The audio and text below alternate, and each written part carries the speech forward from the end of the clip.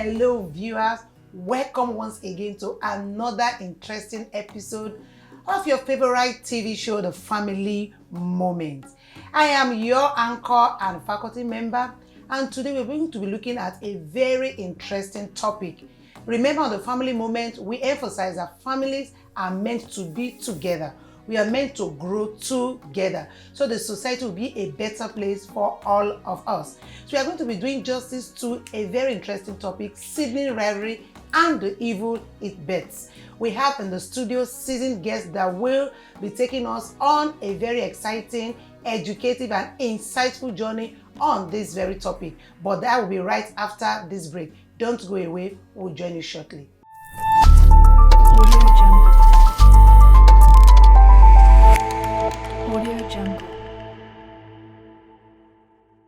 Welcome back from that short break. It's still your favorite program, The Family Moment Show, keeping us together. I am your anchor and faculty member, Stella Eriamiatoy, doing justice to the topic, sibling rivalry and the evil it births. In the studio, we have Mrs. Mary Oluwabuyi. Mary Oluwabuyi is the convener of Wings Fellowship, a women fellowship that seeks to ignite passion in women and pursuing purpose, gaining relevance and fulfillment. She is also the state coordinator for UCMAS, a whole brain development program for children.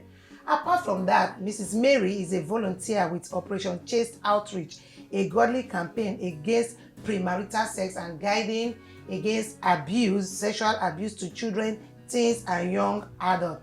She's happily married for 2 decades to her lover, Pastor James Oluwabuyi. Welcome to the show, ma'am. Thank you very much. And we also have in the studio Mr. Raymond Bamidele. Mr. Raymond is a dedicated servant leader at the Redeemed Christian Church of God, a trained life coach, and Mr. Raymond has keen interest for business intelligence and data analysis. He has in-depth experience in digital transformation strategy, which he adeptly applies to modernize business practices, marketing and management system.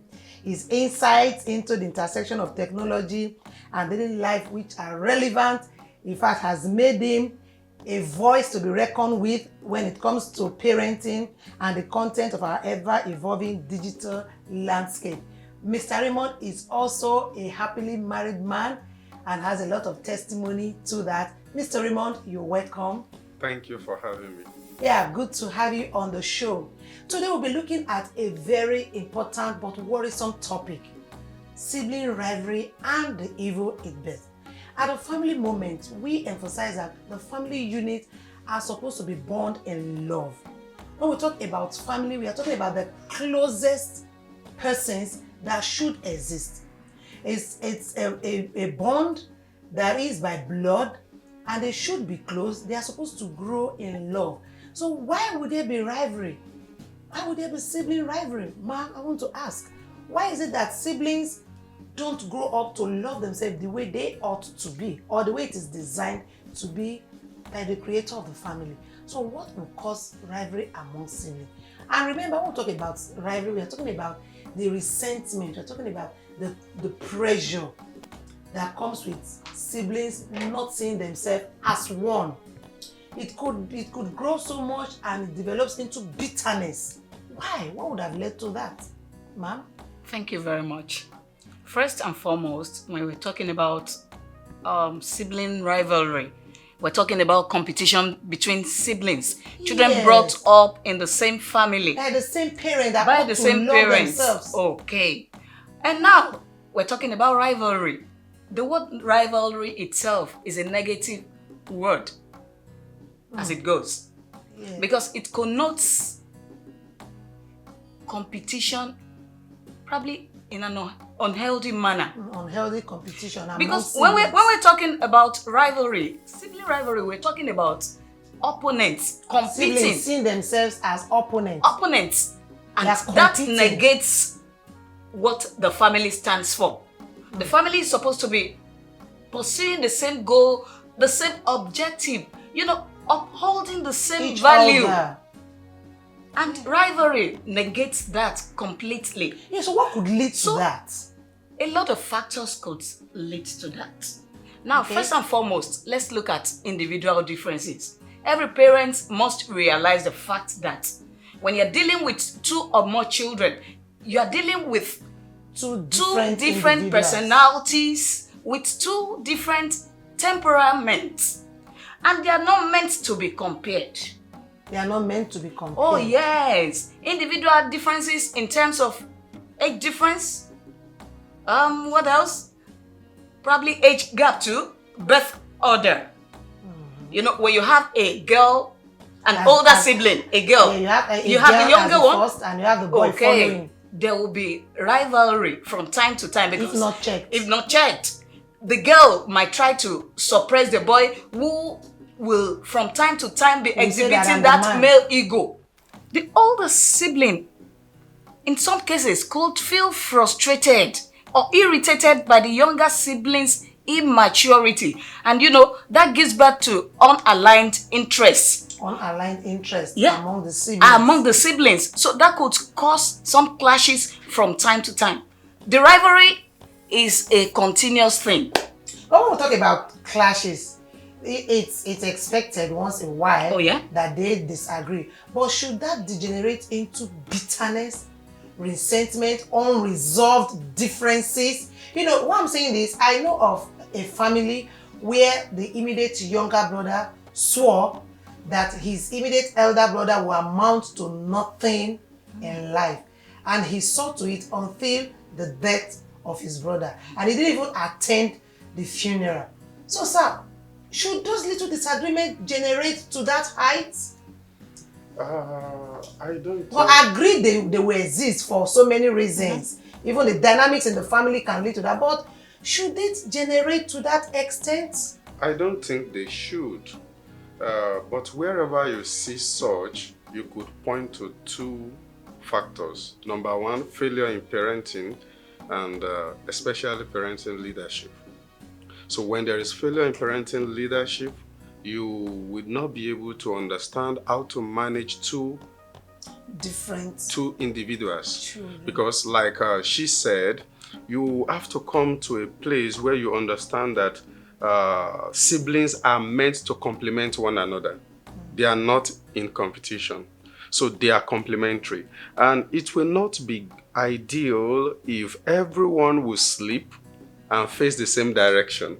Yes. Everyone is expected to be different in their own way. They have the right to be different in their own way. But parenting leadership will go a long way to ensure that there is harmonization. It doesn't matter what differences we bring to the table. Everybody is ensured to be harmonized together so that we can pursue a common goal. And that is where the concept of family values come to play. So when you exercise family leadership, especially parenting leadership, and then you are able to establish family values, you will ensure that each sibling complementing themselves will be more encouraged rather than having them be at loggerhead or competition. That's that. Then emotional intelligence will have to go a long way as well. So are we saying that sibling rivalry is as a result of parental failure in terms of leadership? Yes, I believe strongly. Everything will rise and fall with parenting leadership. And if you go through the biblical history, you will discover that, let's take, for example, Isaac. Isaac pointed out an indication to have loved Esau more than Jacob. They loved Jacob more than Esau? No. Isaac loved Esau. More than Jacob. Yeah. Okay, Rebecca. The mother Jacob. That's the beginning of the crisis. Oh yeah. So and that's because there's even a chaos already in the family. Created by the parents. Yeah. So and they would not have wanted to do that deliberately, but like she said, there are some natural factors that could have caused that possibility, and there are some other superstitious factors. So one of them is to impose before the children that I love this one or I prefer this one more than the other. But why would a parent prefer a child more than the other? You get back to both of them. Now, why? The truth is, the tendency is possible and very certain. For example, a child could be more attentive to listening to you as a parent, and because you like to talk to someone and the child is always there to listen to you, there is a bond established. And the other guy may not have that personality to listen to you, to pay attention to details. So, but sir, I would say as a parent, you should be able to love them equally. that is where the discipline of the concept of parenting leadership comes to play. You may understand that this one has a strength. It is left for you to discover the strength of the other one and begin to leverage on it. And let me tell you this, you need to know if you are working under that concept of proper parenting leadership, that the family is as strong as the weakest member of that family. Of that family, yes, you are very correct. So you are expected to know what everyone could do, how everyone could relate, and as a parent, you are able to follow them just the way they are. So if you need a time to talk to someone, call B child. Talk with that child. And if you need the other one who is to run the errand, and that could be and don't at any point make that parental error to suggest that I love one. Because he listens to me more than. But the other one runs errands for you for too. me. So that's where the balance comes in. That's where the balance comes in. So I need to establish that I love you both, but you guess what? You have your individuality. And there is something that should also be made clear enough. I could love you both as parents. Are you getting that? Yes. As your father, I could love you both, and that is expected to be biological. The other concept is because of what you do. Are you getting me now? So there are two types of love I'm talking about. But we make them do whatever they are meant to do. No, the way the child is wired. Some children are just, the psychological inbuilt of every child differs. So just like she said, so you can't expect them to function the same way. No. You can't expect them to behave the same way. So, but there must be a generic love that must come from the parent towards the children, and it must be equal. It must be impartial. Are you getting that? Then the other tendency to love because of what you do, that should be a minor love. Okay. And that could be related. You know why I love you, guy? You, child, hey, I love you because you listen to me. And do you know why I love you?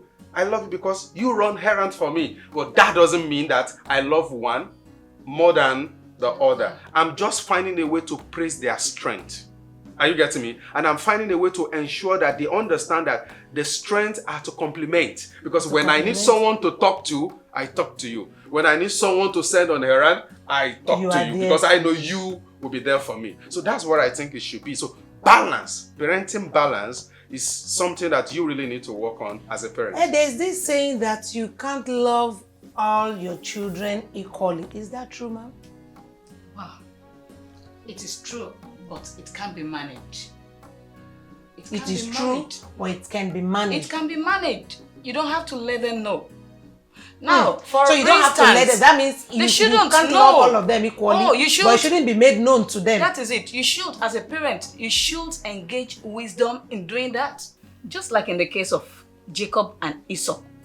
Now, come to think of it, what made Jacob to request? What prompted him to request for Esau's birthright? So Jacob must have realized that there are some special privileges, some advantages attached to that other. And that was why he requested for it. Okay, you want my pottage? Give me your birthright. Let me have your birthright. So he knew because the father was not going to give it to him. To him, on a normal grant. Now the mother too. Why did she have to go and eavesdrop on the conversation? On the conversation. I think that has to do with family dynamics and how it breeds rivalry among siblings. Among siblings. Now the mother prefers Jacob, Esau, the younger son. Yes, and the father prefers the older son. So you can have some families where the father or the parent will prefer a particular gender. Maybe the man is more in love with the male children. And the mother is taking the girls to her side, and will say, go and meet your mother, like daughter. That popular saying, like mother, like daughter. Those are issues that breeds resentment. Yeah. Those are issues that cause rivalry among siblings. So how are parents supposed to manage that situation, sir? Oh, well, I would like us to know that intentional parenting is very essential because all these things are natural play out in a family setting. They are natural play out in a family setting. So they are bound to be there, but it is wise of any parent who is informed because we have some major basic problem already. For example, who taught you to become a parent? So there is no school for parenting. So just as the same way, there is no school for leadership. I mean, we have less school for leadership just for the emergence of some, places we now see people teaching on leadership, training on leadership. The same way, parenting has not been critically looked at in that order that people should be taught how to be a parent because it's easy to be a father, but not easy to be a parent. I tell you the fact. Parenting is a whole different ball game entirely. Yeah. So, and under that concept of parenting is intentional parenting. For example, what do I mean? If I know that I establish a bond with a child out of my children more than the others, I will be deliberate to ensure that I bring others closer. Are you getting me? Yes. So if I want to give, if the possibility is there for me to give everybody one and give the one I like most two, I would rather ensure I give everybody two so that the one I wanted to have two could also have two. That is part of the intentionality. And that is what played out with the story of Jacob, the 12 boys, and Joseph. And Joseph. Yeah. Did you see that? Because the father gave him a coat of many colors. You could see that. And you didn't get singlet for the others. For the others. So you could see that. So and that is one of the failure, the pitfall for parenting. So you must ensure that you are intentional about how you approach the individual differences, how you manage the dynamics, how you are able to bring everybody together. Are you getting me now? Because come to think of it, if I have 4 children, one is a lawyer, one is a doctor, one is an engineer, and one is a business guy, I've got a full family. And if I could ensure that all of them work together, so it means when one is sick, they have the other one's house to go. When one has kids problem, should any one of them be lawyer, every one of them asks their sibling to go for legal advices. Then if one needs advice on how to go about business, the other one is to help them invest their funds. So we should understand this complement. Are you getting me? And it takes intentional parenting to establish such a culture of complement. So, and that will in a way minimize the rivalry and also the competition you see among siblings. Are you getting that? Yeah. So if we are to deal with that, I'm sure intentional parenting will be a way out. Intentional parenting will be a way out. Wow, viewers, so much in this segment. But right after the break, we are coming because there is still more to be said on the topic of rivalry and intentional parenting as one of the ways by which we can manage sibling rivalry. We'll see you right after this break.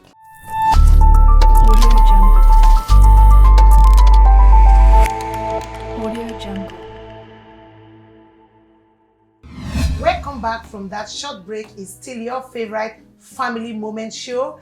I am Stella Ereniato, your anchor and faculty member. We still have in the studio Mr. Raymond and Mrs. Mary Oluwabuyi looking at the topic sibling rivalry and the evil it births.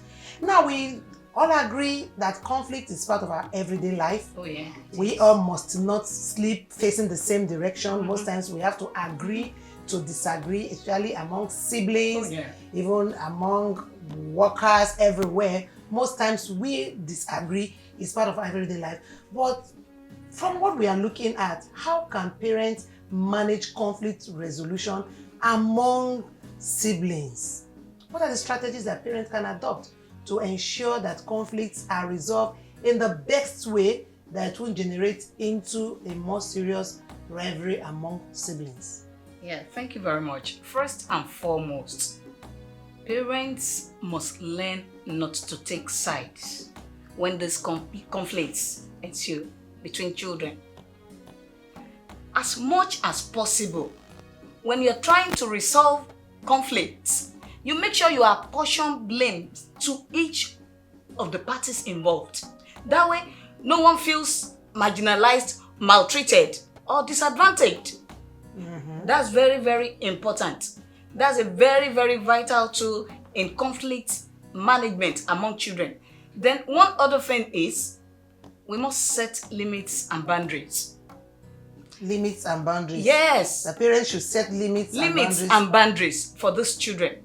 Fine, it's a normal thing to have this conflict, but you must not trespass. This is how far you cannot go. How far you can go with this. There are certain languages you mustn't use. We don't use it in this family.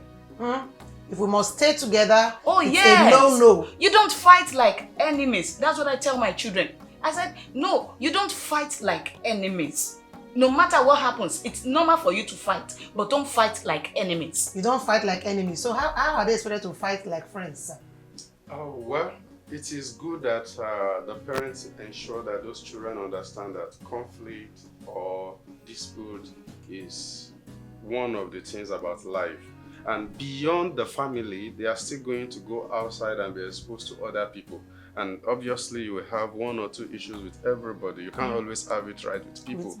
So that is why the parents should let the children know that you just have to manage everyone the way they are. Now, that's inculcating the interpersonal skills into them. Yes, yes.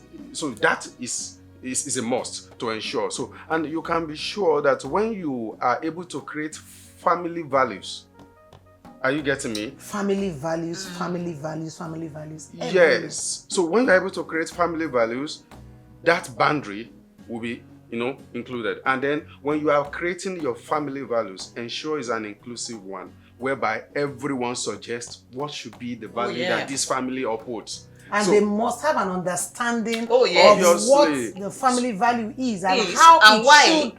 Yes. So that is why it is good for them to be part of the suggestion that build up the framework for that family value. So the child says, I must not insult my elder brother. Oh, so he's an elder brother. So that means you have to respect him.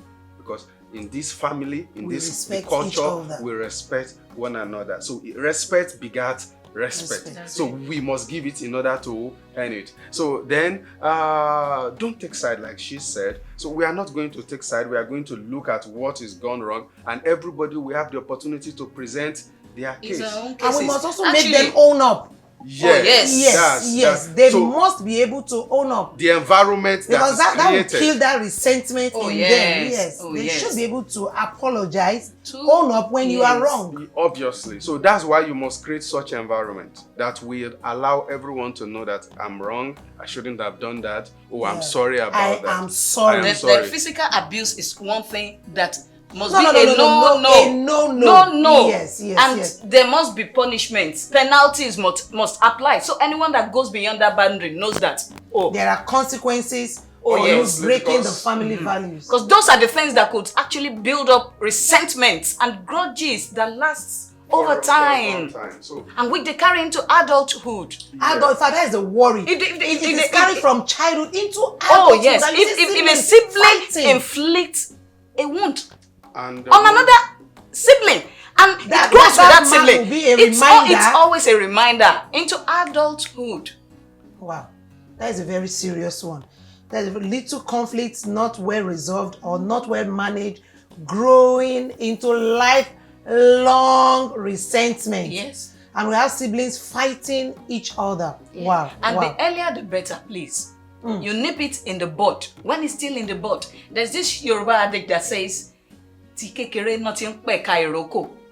nip the bud while the tree is still young, because it has the tendency to become very, very big.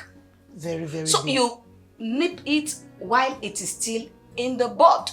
So one of the reasons why I kept emphasizing on parental leadership is this. It will require a parent to put up the framework for the family values, and consequences will be spelled out while drafting that framework. So every child knows, if I step out of this boundary, these are the consequences I'm going to, because that also should be well spelled out. Because if it is not, somebody can still feel either marginalized or, overreaction or maltreated. Or disadvantaged. Are you getting it? Oh, yeah. So, but it is said that, did you use this kind of language on your sister? Yes, I did. What did we say is going to be the penalty for using such language? He said this and this and this and this. Do you agree you deserve to be punished that way? He said, yeah. We are not punishing you because you fought your sister or there is a conflict between you, but because you did what you are not, it's against our family value. So we are dealing with that first. We are upholding our family values more than anything then else. they will come to this realization even as they grow up that it doesn't matter how we fight, even teeth and the tongue will fight, but that does not necessitate either of them being uprooted or being removed finally. Yeah. It doesn't negate our being siblings. There's this thing, siblings for life. There's this thing that as a person I feel pained about. The level of love you find among siblings.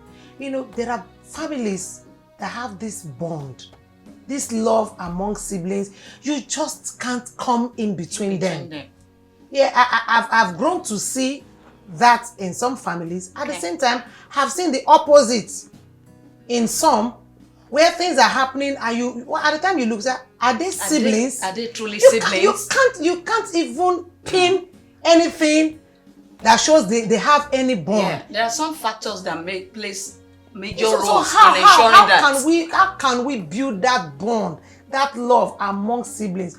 What can be done practically to ensure? Because where there is love, a lot of these things we are talking about can't be managed on their own. So when there is love, like I said, we can fight each other, but you can't fight us.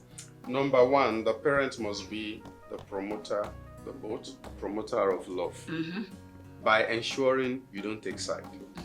You want to register to your children's subconsciousness that you love them equally. You love all of them equally. So, because you are the source from where everything around the family comes from. So, if the love comes from you as a parent and is generic, it's toward everyone, it's not recentive, it's not, selective, it's not, you play down on favoritism, then the possibility of transmitting that and wiring it into the family system is also high. So, and that is why it's essential for you as a parent to be sure that you understand the implication of some certain decisions you take. At every point in time, you make those decisions. Yeah. Because especially when it has to do with the children and the family. Yeah, so you don't want them to feel that you love one above the other. You want to deal with that from your hand. And number two, I think as the children grows up, you need to let them also understand that it doesn't matter what kind of conflict that comes around you, you are still family. And the issue about family is this: whatever that is concerning us, we talk it in a family way. No other person outside the family should be privy to such conversation. Yes. Are you getting me? So we can fight, we can settle our disputes, but that does not mean that we have to go outside of spelled out boundaries. Are you getting that? And then we have to also be sure that those children understand that it doesn't matter what kind of fight it is. We shouldn't find ourselves reporting ourselves to any individual outside of the family, because you can't tell of the interest of that third party. Yeah, and most times they will be the ones to escalate the issue. Yes, and they will be the one telling, giving wrong counsels and telling you different feedbacks. And by the time you are thinking, so at every point in time, when there is a strong family value, I should believe my sister for whatever she says. I should believe my brother for whatever he says. Are you getting what I'm saying? And another thing I am... Sorry, excuse me. Before you move on to another thing. Yeah. One thing I want to let us realize is, for any family to achieve that thing that you just said, that in adulthood, that love is there, that bond is there. It is not achieved when they grow up. You can't achieve it when they grow up. It must have started from early childhood, because this rivalry of a thing, it starts from the cradle. Yeah, and I think parents should be more practical in our approach. I cite an instance. I know there was a time, my two children, usually I do the school runs for them in the morning. I go with them. And the girl, sometimes she likes putting up attitude. And this particular morning, she was not in the mood to go to school and all of that. So intentionally, I said, I'm going to leave her behind. And I told the younger brother, let's go. He said, Mommy, do you want to leave my sister behind? Good. I said, yes, I'm leaving my sister behind. Immediately, he started begging. Like, Mommy, please, don't leave my sister behind. Don't leave my sister behind. He was crying. You know, I was moved. I said, no, let me test him further. And I made good my threat. I went to school. I left the sister behind. Do you know what he did? When we got to school, he went to those that are close to me. He went to them and said, please, help me beg my mommy. She left my sister at home. Such children, so they came to beg me. Meanwhile, I had my plan B. I've already asked somebody to bring her. But I wanted to see how genuine and how much he really has his sister's interest at heart. But no, most times, of course, you know that before the end of that day, you hear he hit me, I hit him. Oh, sure. All of that. It's normal. He went his way, and they told me that they knew that he was crying, telling everybody that cares to listen. That's why I'm like, okay, if that can be nurtured into adulthood, I don't see them turning into enemies. They can't ever be at loggerheads. So I think as parents too, we should encourage sacrifices from siblings at early stage. I believe there won't be love or that bond without sacrifices. Because like I mentioned in one of our episodes, that you are more valuable to me to the extent of how much sacrifice I've made into your life. Remember you said something that when we talk about sacrificial love, siblings should learn to love each other more than themselves. Yes. And one test to prove that is the sacrifice. How much are you ready to sacrifice for your brother? Because your brother will be very valuable to you, very precious to you, to the extent of how much sacrifice you've made into their life. So when siblings are allowed to be selfish, then there is already a breeding ground for rivalry. Obviously. So everyone should have this understanding that my brother is watching my back. My sister is looking out for my good. And when you have that understanding, you will prefer them above yourselves. Whenever opportunity presents itself for you to make a choice, you'll be thinking about the well-being of your brother, of your brother or your sister, your siblings. You'll be thinking about their well-being. And that's why that's where empathy comes in. Putting yourself in the other person's shoe. Okay, what if it had happened to me? And the parents have a major role to play in this. Yeah, they right from the early stage. Let's engage inclusiveness. Obviously. Inclusiveness. Let's involve them in matters that concerns each sibling. Oh, your sister has an issue. Let's pray for her. Come with me. Let's join hands and pray for your sister. He or she would know that when it comes to how many parents are intentional about making siblings pray for each other, making your sister's problem your problem? Let's pray for her. And we must introduce family meetings. It's very important for every family to be holding meetings. Oh yes. I mean, there should be a tradition that will foster unity. Oh yes. We are in a world whereby everybody is in a hurry. We don't have time. The devotions we do on weekdays are too snappy. During the holidays, we must find time. Once, twice before the holiday runs out. A time where we all sit together. A morning when after the family devotion, nobody leaves, rush off to do chores. Let's sit down, talk about, hear your grievances. It helps a lot.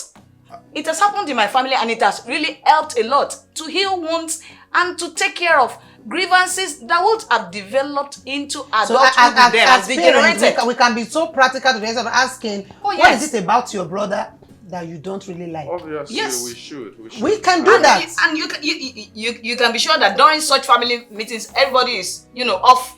Let me tell you a funny experience where I tried that out, and I was asking the two younger ones, like, okay, what is it about your sister that you really don't like? You'll be amazed at the response. Say she likes playing the mother figure. Can you see? And the girl responded that, it's my duty to protect you. Oh, that's the ego in the boy, the male ego playing she out. She likes playing the mother figure. And the mother said, yes, it's my duty to protect you. So I have to take it up from there. See, boy, siblings watch each other's back. That is part of our family values. Yeah. In fact, it is there in my house, posted on the wall. So you Good. read it, you recite it. Oh, yeah. I said, no, she's being a big sister that she is supposed to be. Siblings are meant to watch. He said, must she be? Is that why she's playing the? I said, yes. Yeah, she must be has your to, brother's when keeper. I won't be there. I said, it is my wish that you outlive me. Oh, yeah. So it's going to be both of you that will live longer than me. So she is going to be the mother that you need. I said, she said, Mommy, are you going? I said, I'm not going anywhere. By God's grace, I'm going to live long. But she will live longer than me. I'm going to live. So she's playing out that role. So don't feel bad. I think it's very important that we hear them out. I think families should have that tradition. Oh, yes. I will even advocate that we take it further to outdoor meetings. Meetings, where everybody will be in that relaxed mood and we can discuss things that we don't even think should be important. Are you getting me? Yeah. So from less important, less significant to more serious things, we could have expression for them. Trying to emphasize on two things. Number one, when we are able to build up a structure and we come up with some family ethics, we should make those ethics visible, just like you cited an example. So we should be able to put it on a template, write it somewhere where it becomes a reminder for everyone, because everyone would tend to become what they visualize. Yes. So when you make it something they could see every time, they should recite it from tender age. So this is who we are. This is who we are. This is my family. In our family, this and this can be tolerated. We have zero tolerance for this. Yeah. I think that will foster the bond. The last point I would like us not to underestimate and play down is order. Ensuring that the give honor to whom it's honor due. is due. There is clear reference. Line of authority in the house. Yes, because if that is not established, look at a scenario where dad and mom are not around, and the firstborn feels that he is responsible and accountable for those moments, and the sibling are like, "Who make you a dad over us? Who make you a mom over us?" Like my younger son said, the sister is playing the big mother. So that must also sink to those children as a culture that, look, when dad and mom are not around, the one who is next to that to responsible to those if the moments. family value have been established in such a way that respect has really taken its depth in the children, there won't be they will know that after that, the Uncle Dotun, Brother Dotun is. In fact, before now, you know that it is normal to hear younger ones address older ones by brother, sister. It's nowadays you just see the younger one. It's going into extinction. Call the older one by name. We are embracing the Western culture. Everybody goes by first name now. That's even how you know the hierarchy in the family. Oh yes. The younger one calls the other one brother. Brother Samuel. Sister this. So sister me, brother me. Those are tradition. But there is another dangerous aspect to this thing that, especially in this part of the world, that breeds sibling rivalry. This entitlement to the first child in the name of order. I agree with you, order is fine, but entitlement there is mentality coming from the order. The first son, the first son, the first son. Part of what made Esau, right? Of Jacob to request for Esau's birthright. He knows that there is an entitlement that goes special privilege to the detriment of the others. In this part, we have some traditions that says everything a man owns goes to the first child. And they will tell you that whoever has the resources should take care of their parents. Are you listening? Oh, yeah. Whatever the man has goes to the first child, most times in this part of the world, the first son, but whoever is blessed should take care of their parents. Now, the one that is blessed happened to be the middle in the Kedar. Oh my God. He's so blessed. He supports the father to complete the family house that they are living. Now, Baba has lived his life. Baba is gone to be with the Lord. And the tradition says everything Baba owns goes to the first child. Isn't that a war? That's already a template for war. And I will tell you that for free, but That is why communication and openness is very essential when the family meet to design their values. Because when we meet and we design the value, we understand that whatever anyone does is for the interest of us all.